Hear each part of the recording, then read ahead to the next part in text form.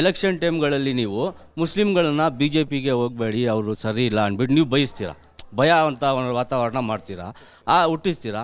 ಆಮೇಲೆ ಏನು ಮಾಡ್ತೀರಾ, ಇವರು ಈ ಥರ ಆ ಥರ ಅಂದ್ಬಿಟ್ಟು ಏನೋ ಒಂದು ಸಮಸ್ಯೆನ ನೀವು ಪರಿಹಾರ ಮಾಡೋಕ್ಕೆ ಆಗುತ್ತೋ ಇಲ್ವೋ ನಿಮ್ಮ ಕೈಯಲ್ಲಿ, ಇದಂತೂ ಮಾಡೇ ಮಾಡ್ತೀರಾ.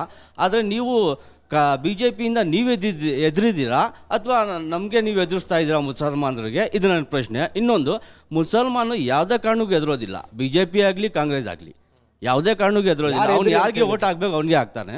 ಸೊ ಈ ಥರ ಎಲೆಕ್ಷನ್ ಟೈಮಲ್ಲಿ ನೀವು ಬಂದುಬಿಟ್ಟು BJP ಅವರು ಸರಿ ಇಲ್ಲ, ಅವ್ರಿಗೆ ಬೆಂಬಲ ಕೊಡಬೇಡಿ ಅಂತ ಎದುರಿಸೋದಂಥ ವಾತಾವರಣ ಯಾಕೆ ಮಾಡೋದು? ಮತದಾರರ ವಿವೇಚನೆಗೆ ಬಿಟ್ಟಿರ್ತಕ್ಕಂಥ ಇಲ್ಲ ಒಂದು ನಿಮಿಷ, ನೀವು ಮಾತಾಡಿದ್ದೀರಿ ಕೇಳಿದ್ದೀನಿ. ನಾನು ನಿಮ್ಮ ಜೊತೆಗೆ ನಾನು ವಾದ ಮಾಡೋಕ್ಕೆ ಬಂದಿಲ್ಲ, ನಿಮ್ಮ ಪ್ರಶ್ನೆಗೆ ನಾನು ಉತ್ತರ ಕೊಡೋಕ್ಕೆ ಬಂದಿರೋದು. ನಾವು ಇಡೀ ದೇಶಕ್ಕೂ ಹೇಳ್ತಾ ಇದ್ದೀವಿ, ಆದರೆ BJPಗೆ ಓಟ್ ಸಿಗ್ತಾ ಇಲ್ವಾ? ನಮಗೂ ಓಟ್ ಸಿಗ್ತಾ ಇದೆ, ಅವ್ರಿಗೂ ಓಟ್ ಸಿಗ್ತಾ ಇದೆ. ಅವ್ರ ವಿವೇಚನೆಯಲ್ಲಿ ಯಾರು ಸರಿ ಅಂತ ಓಟ್ ಹಾಕ್ತಾರೆ.